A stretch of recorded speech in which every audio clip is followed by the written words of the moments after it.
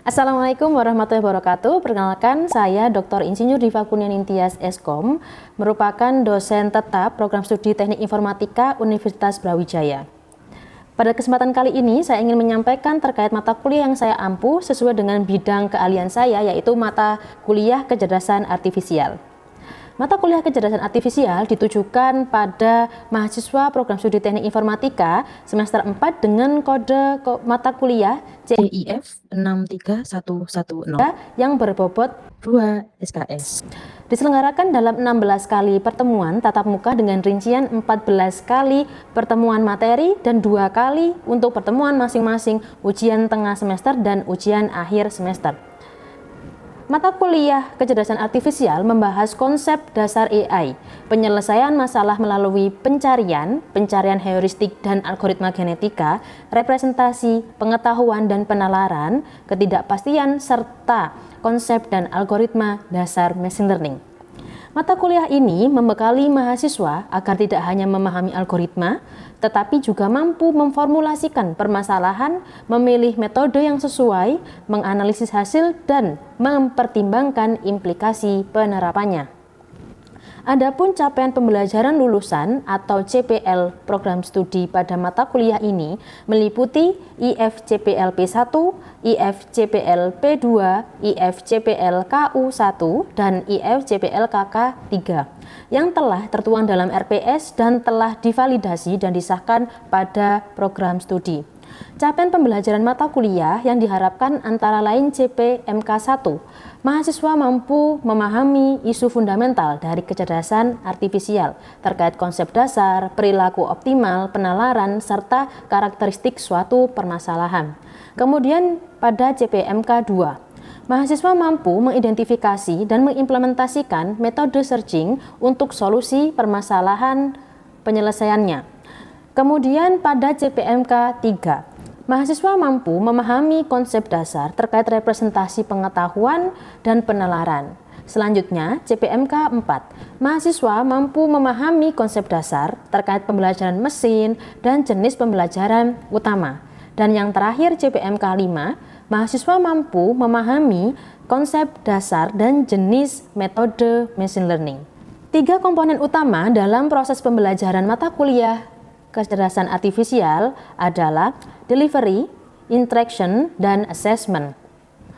Pada aspek delivery, saya memberikan materi serta RPS yang dapat diunduh oleh mahasiswa pada LMS Brown, serta presentasi interaktif yang langsung dilakukan secara tatap muka untuk mendukung pemahaman mahasiswa.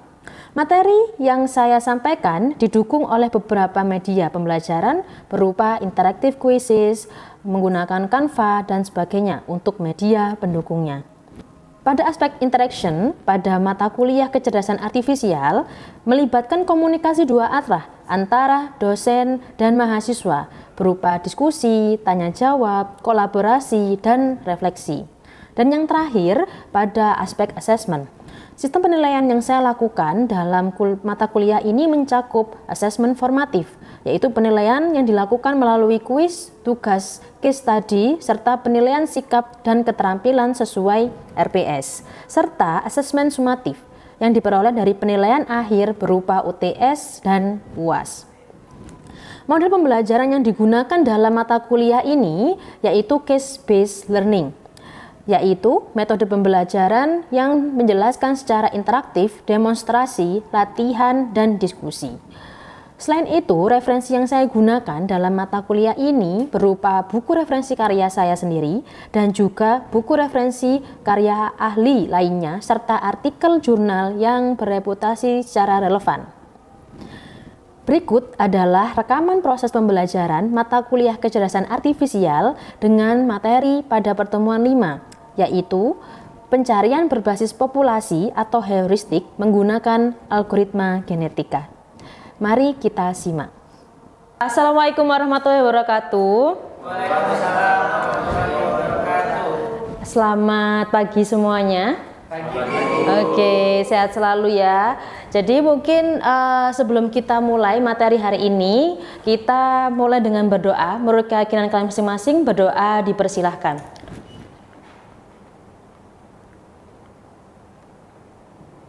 berdoa selesai. Jadi materi kita yaitu minggu ke-5 yaitu masuk ke pencarian berbasis populasi heuristik. Sebelumnya sudah dibaca di LMS Brown-nya? Sudah. Oke. Nah, jadi kalau kita lihat di materi kita di kecerdasan artifisial bahwa kalian itu belajar bagaimana bisa membuat sebuah sistem, ya, sebuah sistem aplikasi bisa, website bisa, yang yaitu menggunakan kecerdasan artifisial. Nah, di sini salah satunya metodenya yaitu untuk melakukan pencarian berbasis populasi. Salah satunya yaitu kita belajar di algoritma genetika. Nah, jadi untuk pembelajaran hari ini, tujuan pembelajaran kita yaitu yang pertama, kalian bisa memahami ya dan juga menjelaskan konsep dasar genetika dan algoritma genetika. Yang kedua, yaitu kalian bisa mengidentifikasi kira-kira komponen utama apa saja yang ada di algoritma genetika, yaitu ada gen, ada kromosom, ada fitness, dan juga ada populasi. Dan yang ketiga, yaitu ada kalian bisa mampu menjelaskan proses seleksi, crossover, mutasi, dan pembentukan generasi baru. Dan yang terakhir, kalian juga bisa melakukan analisis penerapannya. Kira-kira algoritma nanti yang kalian pelajari itu apakah bisa diterapkan di permasalahan nyata. Seperti itu. Jadi secara garis besar tujuan utamanya kalian bisa belajar bagaimana cara untuk menyelesaikan permasalahan dengan solusi optimasi. Begitu. Nah, sebelum itu kalian masuk ke algoritma genetika, apakah dari kalian ada yang tahu apa itu genetika? Oke, Mbak Cindy. Oke, sepengetahuan saya belajar di SMA ya, kalau genetika sendiri itu ada yang namanya DNA, dan DNA itu membawa keturunan informasi yang dimana nanti akan diwariskan ke kita semua yang ada di sini. Oke, terima kasih banyak. Nah, apa itu genetika? Nah, sebelum kita belajar bagaimana cara menerapkannya algoritma genetika, kita harus tahu arti atau definisi dari genetika itu sendiri. Nah, genetika, kalian pernah tahu genetika itu dari konsepnya siapa? Teorinya siapa? Teori evolusi Darwin. Oke, teori evolusi Darwin, makasih Mas. Nah, jadi dari teorinya si Darwin ini bahwa DNA ini bisa membawa semua informasi dari genetik ya. Kemudian di mana di dalam DNA ini ada gen, ada kromosom ya. Gen itu apa? Untuk apa? Kalau dijelaskan di sini bahwa informasi yang bisa menentukan sifat-sifat tertentu. Jadi setiap kromosom pasti punya sifat ya. Jadi kan akhirnya terbentuk sebuah gen. Nah, kemudian ada juga kromosom. Kromosom adalah kumpulan gen yang tersusun secara teratur. Di mana ya kalau kalian lihat di sini bahwa semuanya yang ada di DNA ini itu diwariskan, dikombinasikan sehingga sifat-sifatnya saling bervariasi. Oke, nah dari sini, dari konsepnya si Darwin ini tadi, kemudian ada yang namanya ilmuwan Prof. John, dia mencoba untuk membuat sebuah algoritma, ya sistem adaptif dari sebuah konsep teorinya si Darwin tadi. Nah, apa itu algoritma genetika? Kalau kalian lihat di sini adalah metode pencarian dan optimasi yang meniru proses evolusi alam. Jadi kalau di sini kan ada keywordnya ya, pencarian, optimasi, dan evolusi alam. Jadi algoritma genetika itu yang pertama, dia adalah metode pencarian secara populasi. Jadi dalam konsep optimasi itu ada namanya non-populasi dan populasi. Kalau populasi berarti sekelompok individu yang berkumpul ya. Jadi ada beberapa individu yang dinamakan populasi. Nah, kalau non-populasi berarti dia hanya satu individu saja.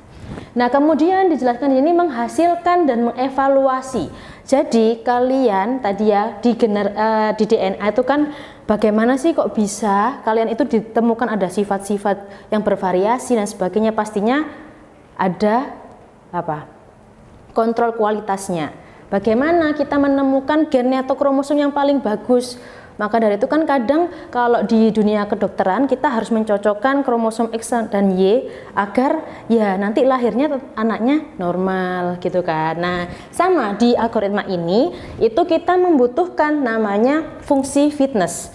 Jadi fungsi fitness itu adalah fungsi yang digunakan untuk mengukur seberapa bagus kromosom itu yang ada pada suatu individu.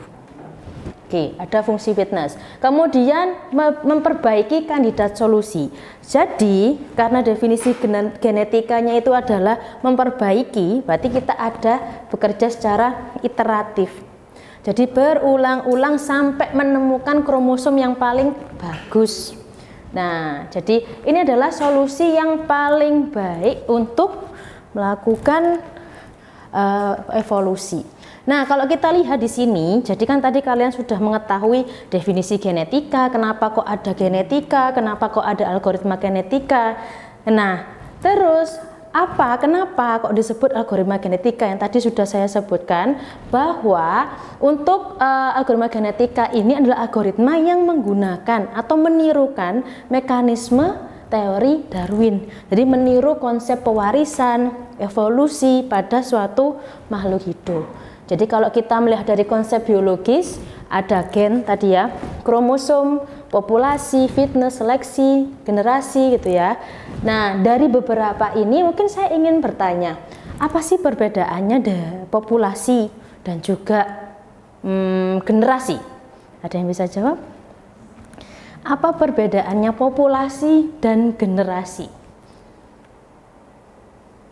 Oke. Mungkin kalau populasi itu kumpulan dari beberapa makhluk individu, tapi kalau generasi itu melanjutkan dari populasi tersebut. Oke, sip, betul. Jadi kalau populasi tadi kumpulan dari beberapa individu yang berkelompok sehingga disebut populasi. Tapi kalau untuk generasi berarti proses iteratif tadi untuk mendapatkan solusi yang paling baik atau kromosom yang paling baik, itu proses generasi. Seperti itu. Nah, selanjutnya ada komponen utama. Jadi mungkin sebelum masuk ke sini komponen utama, saya mungkin sedikit memberikan gambaran. Jadi misalkan di sini ya tadi ya algoritma genetika. 1, 2, 3, 4. Oke.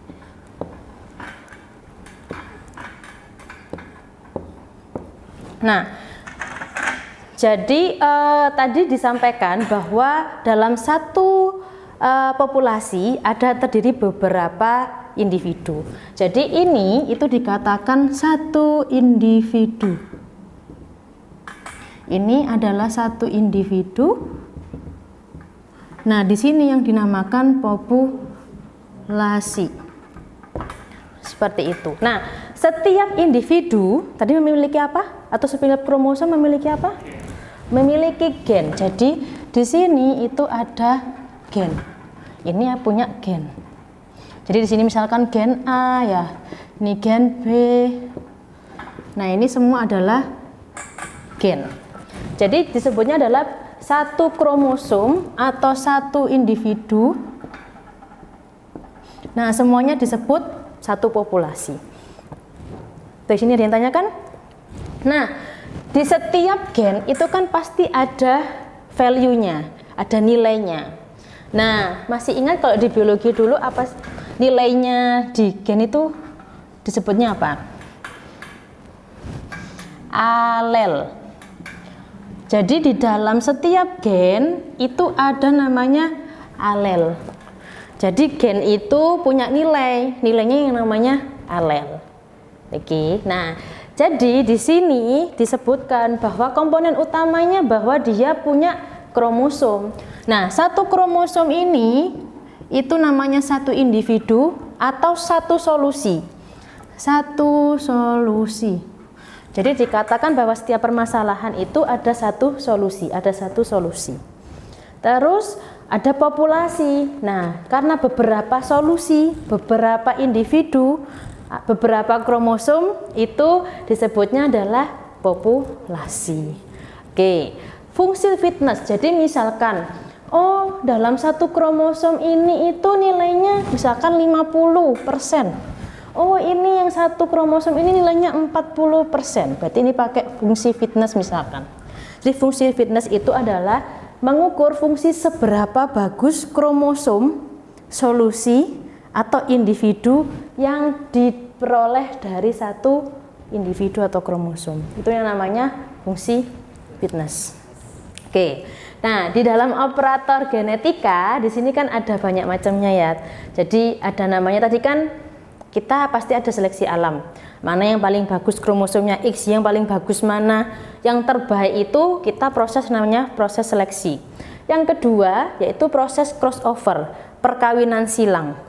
Jadi bisa jadi X sama Y disilangkan. Ada yang namanya mutasi. Jadi di dalam satu individu itu hanya merubah atau mutasi dalam satu gen itu sendiri. Saya jelaskan. Jadi misalkan crossover ya. Crossover. Jadi misalkan di sini kan ada gen A sama gen B. Individu A sama individu B.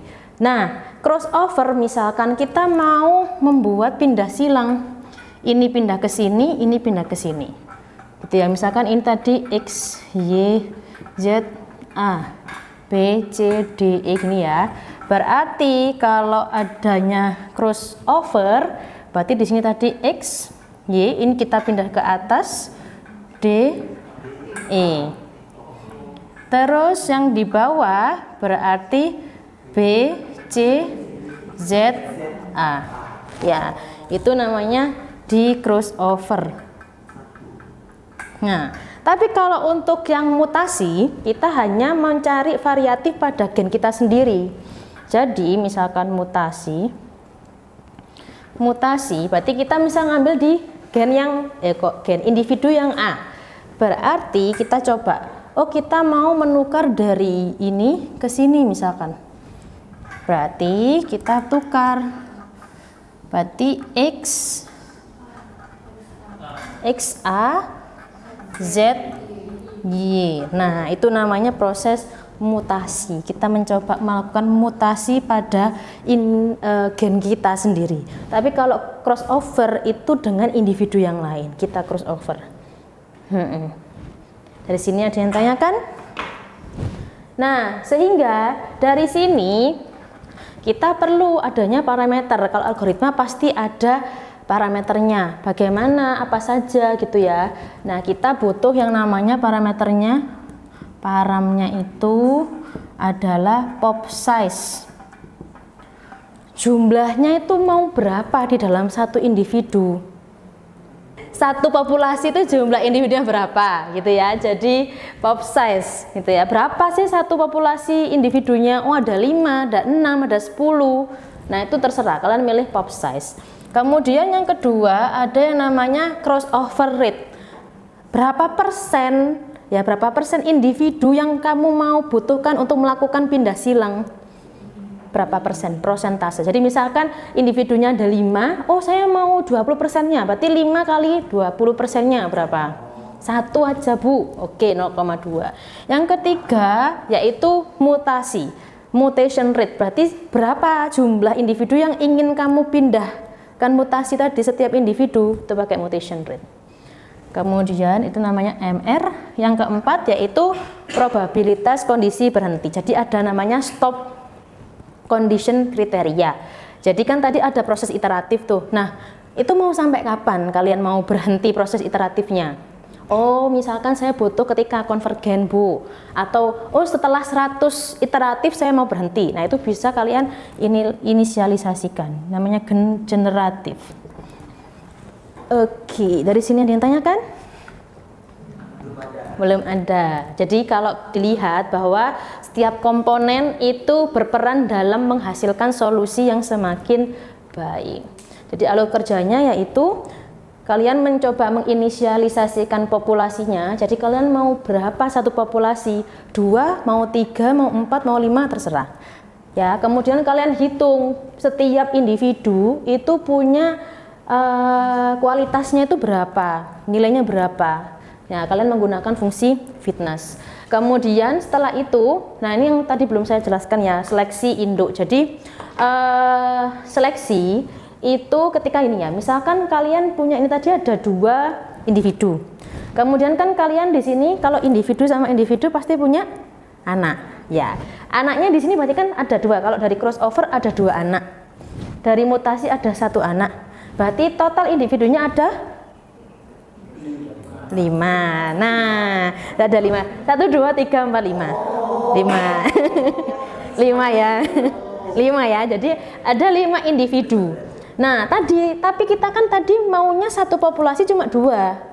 Berarti kalian harus melakukan seleksi dari 5 ini menjadi 2. Nah, gimana caranya? Ya kalian hitung ini tadi. Misalkan ini kan fungsi fitnessnya 50, 40. Misalkan saya ngarang ya ini ya 60, terus 30, ini 10 gitu ya misalkan. Nah, kita urutkan nih seret gitu ya. Ada 50, 40, 60, 30, 10.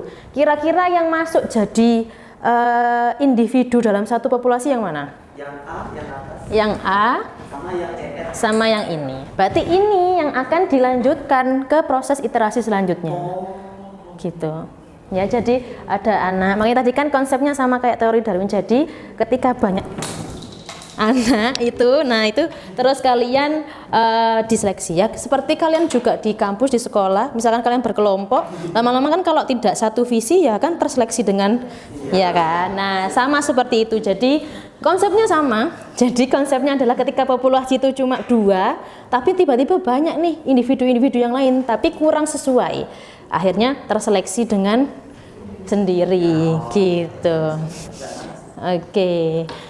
Nah, jadi ini mungkin kita masuk ke permasalahan real. Jadi di sini saya mencontohkan adanya PT Maju Bersama. Jadi PT ini membuat sebuah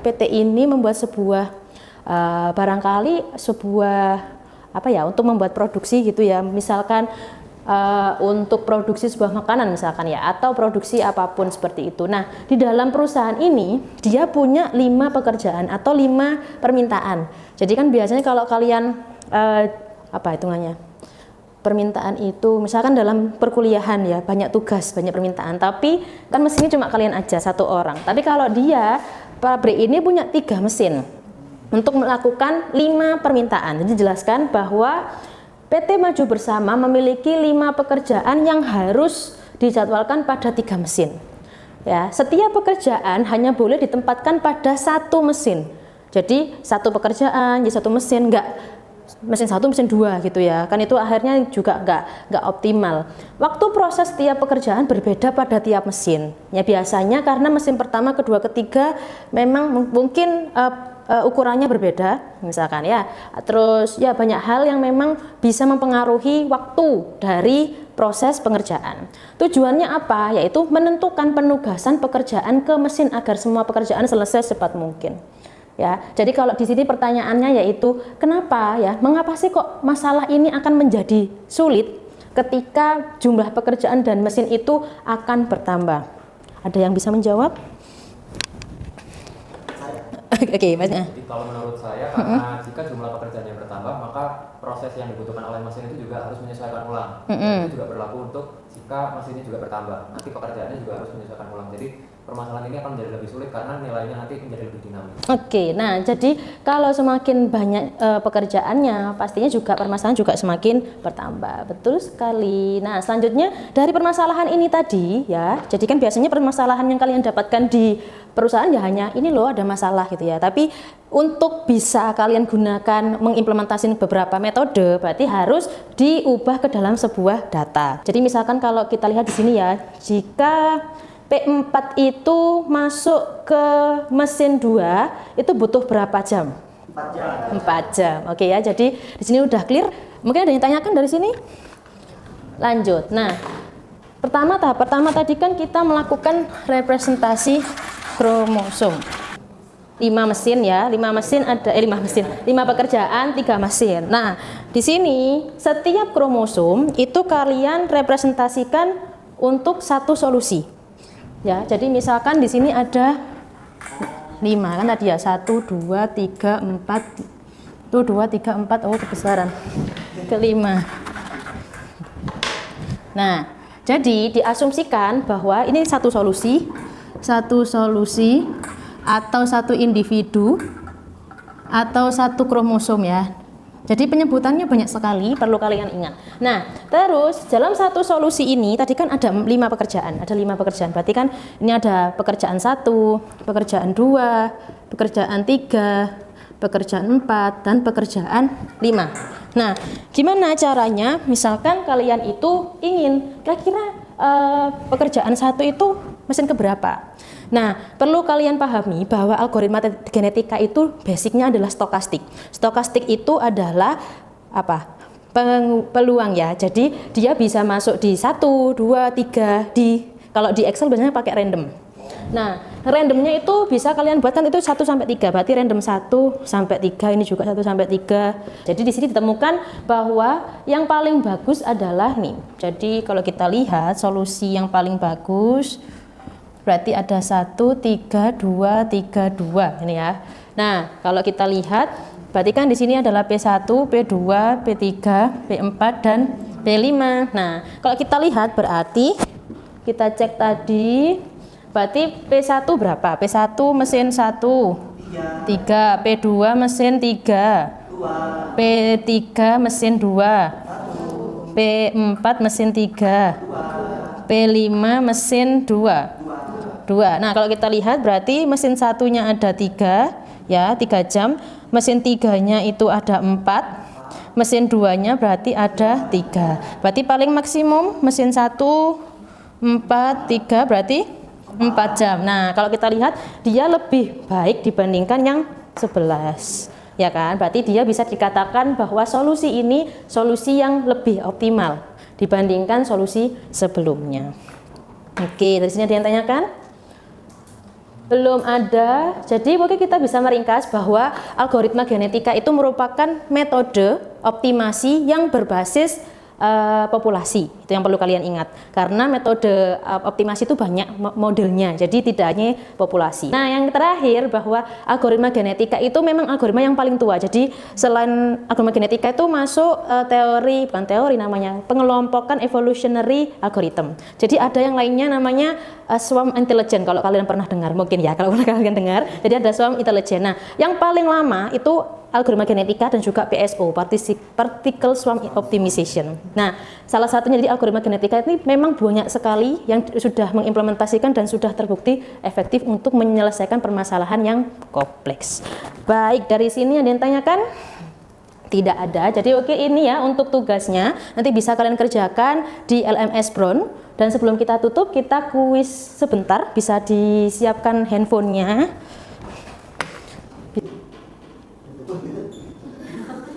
Sudah? Oke, masuk ya namanya. Saya ini kok nggak ada suaranya. Saya mulai. 1, 2, 3. Nggak ada suaranya.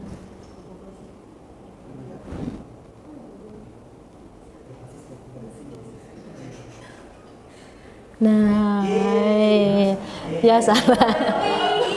Ini ya, jadi algoritma genetika termasuk metode ya pencarian yang berbasis populasi. Kita lanjutkan. Ya, 1 kandidat solusi disebut kromosom. Betul. Jadi solusi kromosom ya juga individu. Kita lanjutkan.